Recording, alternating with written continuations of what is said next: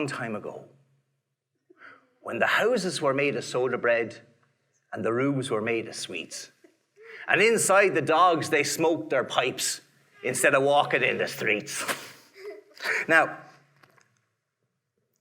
in County Kildare, there's Rat Coffee. It's a place, not a drink, just in case you're wondering. And in Rat Coffee, there's Rat Coffee Castle, which now lies in ruins. But once, it was famous for its feasts and banquets. And people came from miles around to come to these great feasts and banquets and parties and have a great time. Well, you know, after you've had a dinner or a party, someone has to do the washing up. And there was a boy that lived in the castle, and his job was to do the washing up. There was a problem, though. He was a very lazy boy. The only time he'd ever lift his hand to do anything was to either scratch his head or pick his nose. Oh, pick his nose, yeah. And sometimes he'd even eat it, you know. And he was so lazy he made his mammy cry. But that was all to change. Now, there was one evening, after a big party and all the pots and the pans and the dishes and all the rest of it came into the kitchen. And the boy saw them piled up to the ceiling. And he thought, nah, forget about that. I'm going to have myself a rest. By the way, don't ever put straw in front of a fire to make yourself a bed, because it's very dangerous. But in the old days, they used to do daft things like that. But anyway, he put the straw in front of the fire, and he kind of sat down, you know. He thought, oh, I need a pillow. What do you think he uses the pillow? What would you, he had no pillow, so what could you use instead? His jumper. Well, no, I'll tell you what he used. He used the cat. Right? And the cat was called Bubbles, and he grabbed the cat. Can everyone go, wow, like that? Right, so let's go. He grabbed the cat. Very good. And then he sat in the cat, and the cat went, can everyone go, right, so he grabbed the cat, and then he sat in the cat. Very good. And then he got a big ball of spit like this. Can you do that? And then he went, puh. And then when the spit hit the fire, what kind of a sound do you think it made? Oh, brilliant. That's it. So let's try that all together. All together. That's it. Jingle bells. Oh, hold on. Sorry. That's a Christmas story. That's the wrong one. Sorry about that. No. Oh yeah. So there he was, spitting away on the fire. But the problem is, if you keep spitting on the fire, you'll put it out. So he stopped spitting. And he closed his eyes.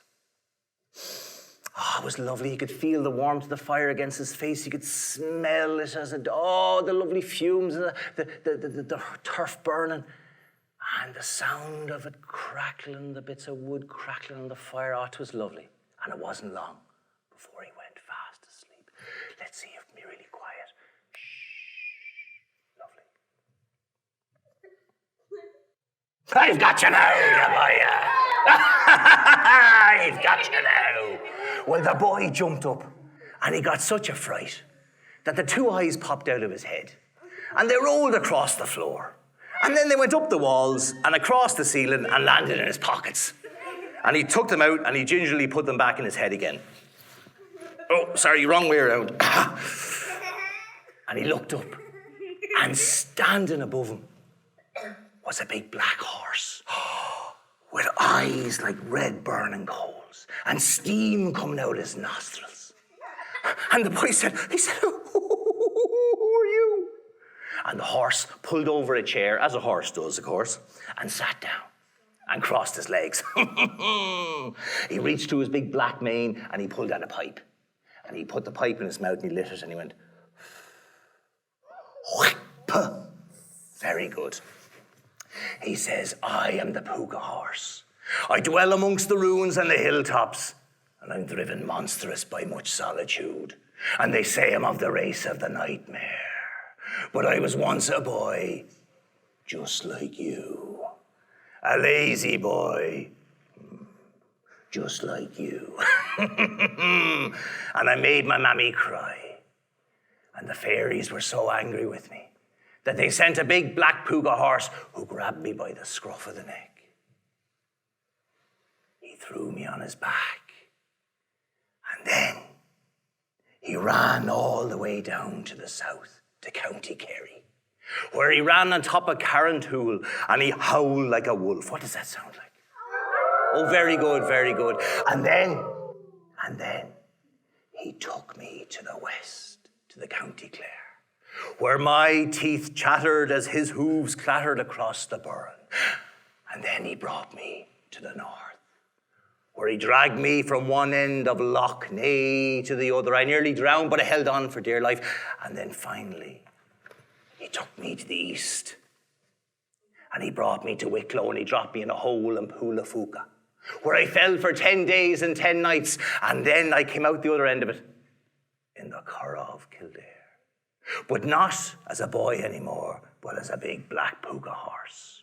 And now I have to find a boy or a girl lazier than me to lift the terrible curse. And I only have to catch thing being lazy twice. And I caught you once already, and I'll catch you again. And the boy said, oh no, you'll never catch me being lazy again.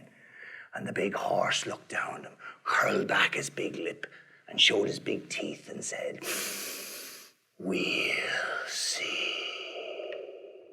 The horse put out his pipe, put it back in his big black mane, and got up and left. And the boy could hear him gallop across the hill outside. And then the boy jumped up. He grabbed a mop. What's a mop for? Oh, good, you're all right, so. He grabbed a cloth. What do you use a cloth for? Oh, you're all right, you're okay. He got a squirty thing. What do you do with that? You squirt it. Good man, right? Well, he started scrubbing, he started cleaning, he started polishing, he started brushing, and before you knew it, the kitchen was spotless. It shone like a new pin. Sure, you could have eaten your dinner off the floor. And sure, he was such a lazy boy, I think he did. Anyway, so he did this for a very long time. And the people in Rathcoffey Castle were delighted with him. Now, when they saw him working so hard, they gave him more money, first of all, for his job, and they gave him a nicer room to live in, and they gave him better clothes to wear, and they treated him very, very well. And they gave him loads of time off to himself to go and play with his friends and do whatever he wanted to do. But deep down, he was still a lazy boy. And he thought to himself, this working, it's a mug's game. I'm going to have myself a rest. So, one night, he got the straw and put it in front of the fire in the kitchen. The pots and the pans and the plates were piled up to the ceiling, but he thought, nah, I'll let the rats and the mice eat away at it. That'll clean it. But he needed a cushion or a pillow. What did he use? Oh, let's grab the cat, come on. And then he sat in the cat. And then he got the big ball of spit. And then he went, puh. And then he went, okay, puh.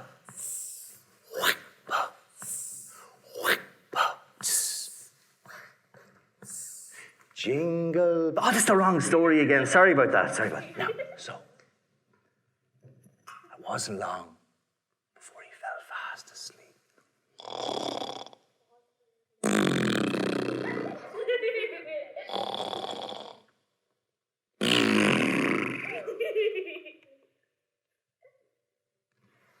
It was lovely and quiet. I've got you now, you boy. I got you now. Well, the boy didn't have a chance to say a single word. He looked up and there was the big black Puca horse looking down at him. But he watched as the horse turned back into a boy. And he watched his own hands turn into hooves, his body covered with hair, a big black mane out the back of his head. Well, he watched the little boy run from the house going, I'm free, I'm free. And then the cat jumped up and said, that's the last time you make a cushion out of me, you boy. Well, now this Puca horse, he went searching for a boy or a girl lazier than him. He would peep through curtains through cracks in doors and lurk in dark places, watching and listening to see who wasn't doing what they were told to do to help around the house. But then after a while he thought to himself, oh, it is an awful thing to do, to put a curse like this onto a small child. And then he looked at himself and he thought, sure, I'm a fine big strong horse. So he started to help people. He would take people for rides on his back. Does anyone here ever go for a ride on a horse? Oh, brilliant. And wait till I tell you, if you ever meet a Puca horse, you're in luck. Do you know why? Because they can fly. Oh, yeah. So he would take boys and girls for flying through the air on his back. And then when he'd come back down again, he'd help people build their houses. He'd pull carts for people. He would do wonderful things. And he got a great reputation for miles around as being the hardest working horse. Well, the fairies were watching and they were listening too. And they saw how hard this horse worked. And they decided, now he's proved himself. We'll lift the terrible curse. And that's what they did. But so much time had passed